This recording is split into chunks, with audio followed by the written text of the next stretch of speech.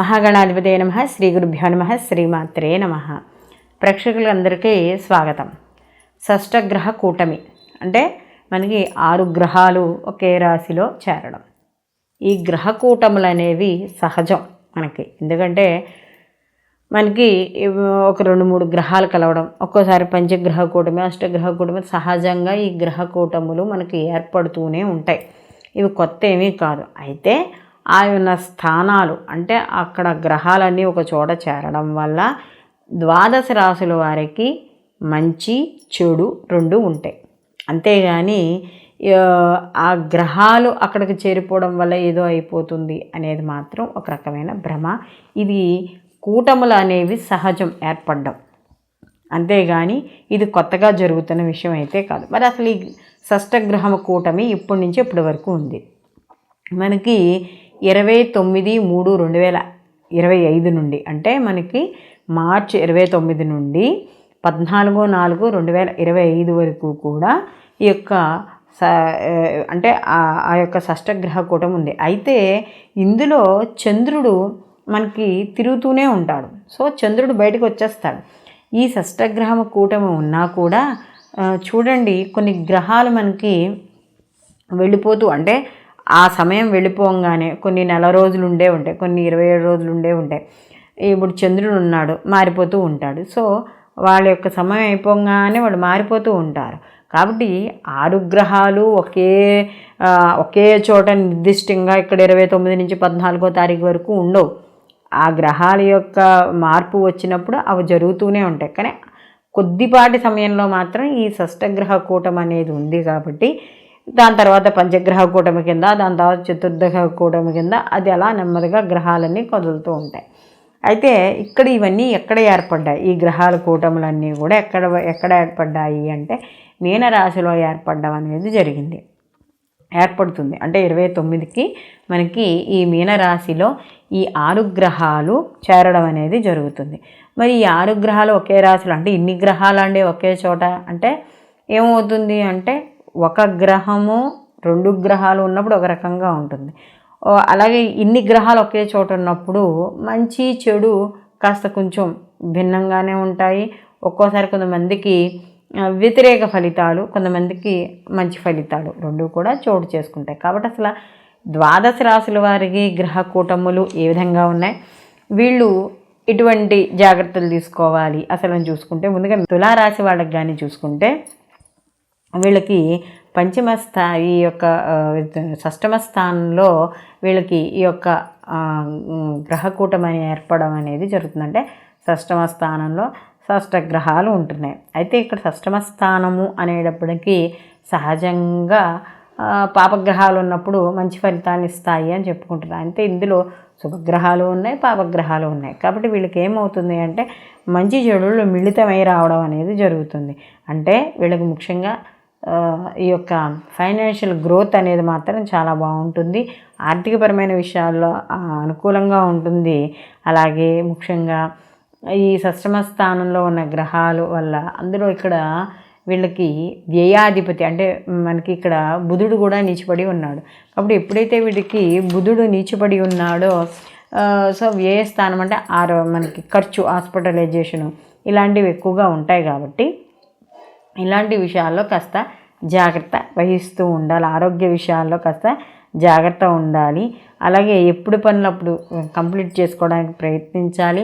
అయితే ఏదైనా ఎప్పటి నుంచో ఏదైనా ప్రమోషన్ గురించి వాటి గురించి చూస్తున్న వాళ్ళకి మాత్రం అనుకూలమైన వార్తలు వినడం అనేది జరుగుతుంది. ఏదైనా దూర ప్రయాణాలకు వెళ్ళేటప్పుడు కానీ, ఓన్ డ్రైవింగ్ చేస్తున్నప్పుడు కానీ, లేదా లాంగ్ డ్రైవ్లకు వెళ్ళేటప్పుడు మాత్రం ఈ సమయంలో కానీ చేస్తుంటే కాస్త జాగ్రత్త అనేది వహించాలి.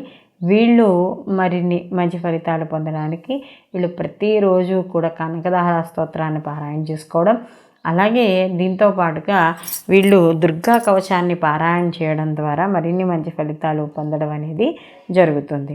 ఇంకా వృశ్చిక రాశి వాళ్ళకి వచ్చేటప్పుడు చూసుకుంటే వీళ్ళకి వృశ్చిక రాశి వాళ్ళకి ఈ యొక్క షష్టగ్రహ కూటమి అనేది పంచమ స్థానంలో ఏర్పడుతుంది. పంచమ స్థానం అనేటప్పటికీ సహజంగా మనకి ఈ సంతాన విషయాల్లో వాటిల్లో జాగ్రత్త వహించుకోవాలి. సహాయ సహకారాలు అందుతాయి. సహాయ సహకారాలతో పాటుగా ఉన్నత విద్యకు సంబంధించింది కాబట్టి అక్కడ కూడా అనుకూలంగా ఉంటుంది. కానీ కొన్ని విషయాలలో అంటే ఇంట్లో శుభ కార్యక్రమాలు చేసే విషయాల్లో వాటిలో కొద్దిగా వాయిదా పడే అవకాశం అనేది ఇక్కడ కనబడుతోంది. అలాగే ఏ పని చేసినా కూడా కొద్దిగా మీ స్నేహితుల యొక్క సహాయ సహకారాలు కానీ సలహాలు కానీ తీసుకొని ముందుకు వెళ్ళడం అనేది మంచిది. అలాగే వృత్తిపరంగా ఉద్యోగపరంగా చిన్న చిన్న మార్పులు ఒడిదుడుకులు ఏర్పడతాయి కాబట్టి కాస్త ఆలోచించుకొని ముందుకు వెళ్ళడం అనేది మంచిది. వీళ్ళు కూడా ప్రతిరోజు కూడా సంధ్యా సమయంలో శివారాధన చేసుకోవడం లేదా శివాలయ దర్శనం చేసుకోవడం పొద్దున్న ముఖ్యంగా అంటే ప్రతిరోజు ఈ సమయం ఏదైతే షష్టగ్రహ కూటం ఉందో ఈ సమయంలో పొద్దున పూట సూర్యారాధన దానికి తగ్గట్టుగా దుర్గా ఆరాధన చేయడం అనేది మంచిది. ఇంకా ధనుస్సు రాశి వాళ్ళకి కానీ చూసుకున్నప్పుడు వీళ్ళకి చతుర్థ స్థానంలో ఏర్పడుతోంది కాబట్టి తప్పనిసరిగా కొంచెం ఈ చతుర్థ స్థానంలో కొన్నింటికి మంచిది, కొన్నింటికి కొద్దిగా అనుకూలంగా ఉన్నా కూడా మొత్తం మీద ఏవైతే ప్రయత్నాలు చేస్తారో ఆ ప్రయత్నాలన్నీ సత్ఫలితాలు ఇవ్వడం అనేది జరుగుతుంది. అయితే కొద్దిగా ఆలస్యమైనా కూడా మంచి ఫలితాలు వస్తాయి. దూర ప్రయాణాల్లో చేసే వ్యాపారాలు, ఇంపోర్ట్ ఎక్స్పోర్ట్ వ్యాపారాలు ఇవన్నీ కూడా అనుకూలంగా ఉంటాయి. ఎప్పటి నుంచో ఈ రిజిస్ట్రేషన్లు ఆగిపోయిన ఇలాంటివి ఏవైనా పనులు చేయాలనుకుంటున్న వాళ్ళందరికీ కూడా అనుకూలంగా ఉండడం అనేది జరుగుతుంది. అయితే ఇక్కడ చతుర్థ స్థానంలో ఈ యొక్క గ్రహాలు ఉన్నాయి కాబట్టి కొంచెం తల్లి ఆరోగ్య విషయాల్లో వాటిలో కూడా కాస్త జాగ్రత్త వహించుకుంటూ ఉండడం మంచిది. అలాగే ఇన్వెస్ట్మెంట్లు మంచిదే కానీ ప్రత్యేకంగా ఎవరికైనా వడ్డీ వ్యాపారస్తులు వాళ్ళు ఎవరైతే ఉన్నారో వాళ్ళు కొత్తగా అప్పులు ఇవ్వడం అనేది అంత మంచిది కాదు. వీళ్ళు ప్రతిరోజు కూడా తెల్లటి పూలతో లక్ష్మీ అమ్మవారిని ఆరాధన చేయడం, అలాగే ప్రతిరోజు కూడా శివాభిషేకం చేయడం ద్వారా కొంత వ్యతిరేక ఫలితాలు ఏవైతే ఉన్నాయో ఈ షష్టగ్రహ కూటమి వల్ల అవి తొలగడం అనేది జరుగుతుంది. ఇంకా తర్వాత మకర రాశి వారికి కానీ చూసుకుంటున్నప్పుడు మకర రాశి వాళ్ళకి ఒక తృతీయ స్థానంలో వీళ్ళకి ఈ షష్టగ్రహ కూటమి అనేది ఏర్పడుతుంది కాబట్టి వీళ్ళ అనుకూలమైన ఫలితాలు, కొత్త స్నేహితులు, జాబ్లో మంచి అవగాహన ఉన్న టీం రావడం, లేకపోతే వాళ్ళకి ఉద్యోగపరంగా వృద్ధి ఇలాంటివన్నీ కూడా జరుగుతాయి. ఆర్థికపరమైన వృద్ధి పెరుగుతుంది, దాంతోపాటు ఖర్చు కూడా వస్తుంది. అలాగే ఈ యొక్క ఇంట్లో కుటుంబ సభ్యులు సోదరుల ద్వారా మంచి లాభాలు, వాళ్ళ యొక్క సహాయ సహకారాలు, వ్యాపారపరంగా లాభాలు, ఇప్పుడు ఏవైతే నూతన పరిచయాలు అయ్యాయో అవన్నీ కూడా మీకు భవిష్యత్తులో మంచి నాంది అంటే రేపటి రోజు ఏదైనా కొత్త పనులు మొదలుపెట్టడం మంచి నాందిగా ఉపయోగపడుతుంది. మకర రాశి వాళ్ళకి షష్టగ్రహ కూటమి చాలా మటుకు అనుకూలమైన ఫలితాలనే ఇస్తున్నాయి కాబట్టి వీళ్ళు ఏదైనా కొత్త పనులు చేపట్టాలనుకుంటే ధైర్యంగా ముందుకు చేపట్టవచ్చు. ఇంకా తర్వాతది వీళ్ళు ఈ మకర రాశి వాళ్ళు ఈ సమయంలో ముఖ్యంగా ఈ సమయంలో వెంకటేశ్వర స్వామి యొక్క సంబంధించిన కవచాన్ని, అలాగే వీళ్ళు శివారాధన ఎక్కువగా చేయడం, లేదా శివుడికి నువ్వులు ఉండలు నివేదన చేయడం, లేదా ఏదైనా గుళ్ళో ప్రసాదంగా పంచిపెట్టడం ఇలాంటివి చేయడం ద్వారా మరిన్ని సత్ఫలితాలు పొందడం అనేది జరుగుతుంది. ఇంకా కుంభరాశి వారికి వచ్చినప్పటికీ ద్వితీయ స్థానంలో ఉన్నాడు కాబట్టి కాస్త అప్పులు చేయడం, లేదా ఆర్థిక పరంగా చిన్న చిన్న ఒడిదుడుకులు రావడం ఇలాంటివి ఏర్పడతాయి. అయితే ఆర్థిక పరంగా కొంత కుటుంబపరంగా చికాకులు ఏర్పడినా కూడా వీళ్ళకి ద్వితీయ స్థానంలో ఉన్న గ్రహాలు, మిగతా గ్రహాలు కొన్ని గ్రహాలు అనుకూలంగా ఉన్నాయి కాబట్టి ఏదైతే స్థిరత్వంలో అంటే ఉద్యోగపరంగా కానీ ఏదైతే స్థిరత్వం కోరుకుంటున్నారో వాళ్ళకి ఉద్యోగపరంగా వచ్చే అవకాశం అనేది మాత్రం ఖచ్చితంగా కనబడుతోంది. కాబట్టి ఇక్కడ ధనయోగము, ధనపరమైన ఖర్చులు ఇవి సరిసమానంగా ఉన్న ఉద్యోగ ప్రాప్తి మాత్రం కనబడుతుంది. కుటుంబపరంగా చిన్న చిన్న ఖర్చులు ఉంటాయి, అవి పెద్ద ఇబ్బంది పడిపోక్కర్లేదు.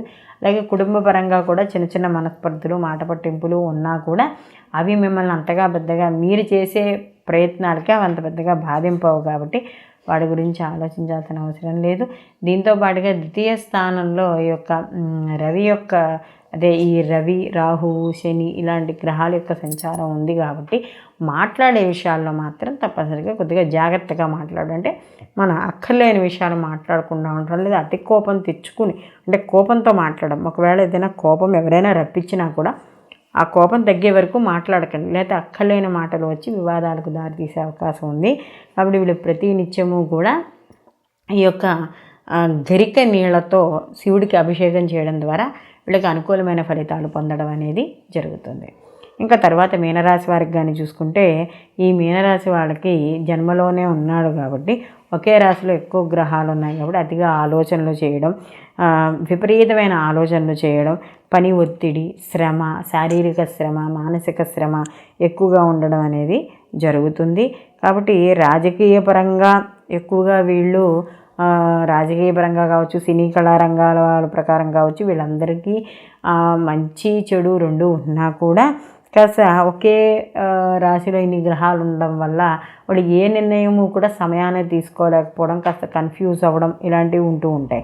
అప్పుడు ఇలాంటివి ఉన్నప్పుడు వీళ్ళకి ఎక్కువ గ్రహాలు ఏమున్నాయి ఇందులో మామూలుగా చూసుకున్నప్పుడు రవి యొక్క రాహువు, శని, మనకి బుధుడు, శుక్రుడు ఇలాంటివి ఉన్నాడు కాబట్టి ఏ రాశిలో ఇన్ని గ్రహాలు ఉండడం వల్ల మనకి అధిక ఆలోచనలు ఉండడం, ఒత్తిడి ఉండడం ఇలాంటివి ఉంటూ ఉంటాయి. కాబట్టి తప్పనిసరిగా ఈ మీనరాశి వాళ్ళు మనకి ఈ దాంట్లో ఉండే గ్రహాలు ఏవైతే ఉన్నాయో ఆ గ్రహాలన్నింటికీ కూడా కలిపి నవగ్రహ ప్రదక్షిణ చేసుకోవడం, లేదా ఆయా గ్రహాలకు సంబంధించి ధాన్యాలు దానం ఇవ్వడం ఇలాంటివి చేయడం ద్వారా ఈ జన్మలో షష్టగ్రహ కూటమి వల్ల వీళ్ళకి మీనరాశి వాళ్ళకి ఏవైతే వ్యతిరేక ఫలితాలు ఉన్నాయో అవి తగ్గడం అనేది జరుగుతుంది. సర్వేజన సుఖినో భవంతు. లోకా సంస్థ సుఖినో భవంతు.